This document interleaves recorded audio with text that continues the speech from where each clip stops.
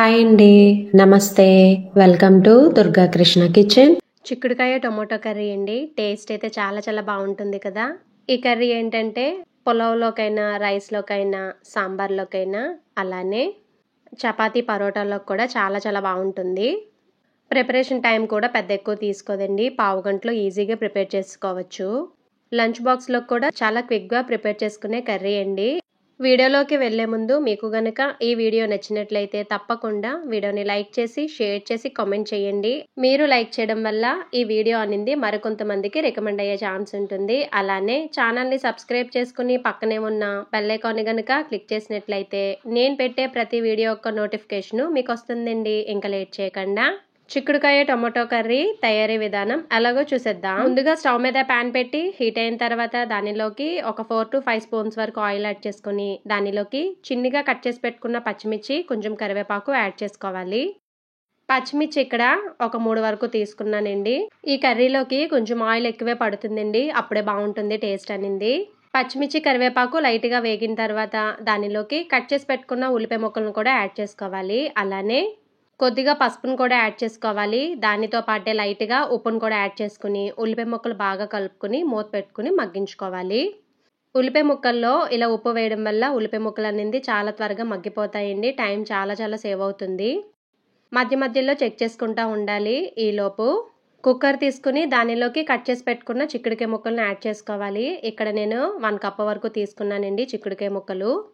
ఒక 2-3 సార్లు బాగా కడుక్కొని దానిలోకి అవి ములిగేంత వరకు వాటర్ని యాడ్ చేసుకుని ఒక విజిల్ పెట్టించుకుని పక్కన పెట్టుకోవాలి. చూసారు కదా, ఉల్లిపాయ ముక్కలు ఇలా బాగా దగ్గర పడిన తర్వాత మధ్యలోకి ఇలా కట్ చేసి పెట్టుకున్న టొమాటో ముక్కలను కూడా యాడ్ చేసుకోవాలి. ఏ కప్తో అయితే మీరు చిక్కుడుకాయ ముక్కలు తీసుకున్నారో అదే కప్పుతో టొమాటో ముక్కలను కూడా తీసుకోవాలి. అప్పుడే కర్రీ అనేది చాలా బాగుంటుందండి కమ్మగా. టొమాటోల్లో లైట్గా ఉప్పుని యాడ్ చేసుకోవాలి. ఉప్పు యాడ్ చేయడం వల్ల టొమాటోల్లోంచి వాటర్ అనేది త్వరగా రిలీజ్ అయిపోయి త్వరగా మగ్గిపోతుందండి టొమాటో అనేది. ఇది 3 నిమిషాల తర్వాత చూసారు కదా టొమాటో అనేది ఎంత స్మూత్ అయిపోయిందో. ఇలా వీడియోలో చూపిస్తున్న విధంగా మొత్తం టొమాటోను ఒకసారి బాగా కలుపుకొని ఆ వాటర్ అంతా మగ్గేంత వరకు ఒకసారి మగ్గించేసుకుంటే సరిపోతుంది. ఇలా బాగా దగ్గర పడిన తర్వాత దీనిలోకి కుక్కర్ పెట్టుకున్న చిక్కుడుకాయ ముక్కలు ఉన్నాయి కదండి, వాటిని వాటర్ లేకుండా ముక్కల్ని యాడ్ చేసుకోవాలి. వాటర్ అనేది పక్కన పెట్టుకోవాలి. చిక్కుడుకాయ ముక్కలు యాడ్ చేసిన తర్వాత ఒకసారి మొత్తం బాగా కలుపుకుని మూత పెట్టుకుని మగ్గించుకోవాలి. అంటే టొమాటోతో చిక్కుడుకాయలు అనేది ఒక 2-3 నిమిషాలు బాగా వేగితే బాగుంటుంది ఫ్లేవర్ అనేది. టేస్ట్కి తగ్గట్టుగా కారాన్ని యాడ్ చేసుకోవాలి. 1/2 టీ స్పూన్కి కొంచెం ఎక్కువలో కారం, అలానే 1/2 టీ స్పూన్ వరకు ధనియాల పౌడర్, 1/2 టీ స్పూన్కి కొంచెం తక్కువలో జీలకర్ర పొడిని కూడా యాడ్ చేసుకుని ఒకసారి మొత్తం బాగా కలుపుకుని ఆయిల్ సపరేట్ అయ్యేంత వరకు ఫ్రై చేసుకోవాలి. చెక్ చేసుకున్న ప్రతిసారి మూత పెట్టుకుని మగ్గించుకోవాలండి. పౌడర్స్ వేసిన తర్వాత పచ్చివాసన పోయేంత వరకు ఫ్రై చేసుకున్న తర్వాత దానిలోకి సపరేట్ చేసిన వాటర్ ఉన్నది కదండి, ఆ వాటర్ కర్రీ ములిగేంత వరకు యాడ్ చేసుకొని ఒకసారి మొత్తం బాగా కలుపుకుని టేస్ట్ చెక్ చేసుకోవాలి. మీ టేస్ట్కి తగ్గట్టుగా ఉప్పుని యాడ్ చేసుకుని ఒకసారి మొత్తం బాగా కలుపుకుని మూత పెట్టుకుని మగ్గించుకోవాలి. ఉప్పు అనేది ఉల్లిపాయ ముక్కల్లో, టొమాటో ముక్కల్లో కూడా యాడ్ చేసామండి, చూసుకుని వేసుకోవాలి జాగ్రత్తగా. ఇలా కర్రీ దగ్గర పడేంత వరకు ఉడికించుకుంటే సరిపోతుందండి. ఇలా ఆయిల్ సపరేట్ అయిపోవాలి.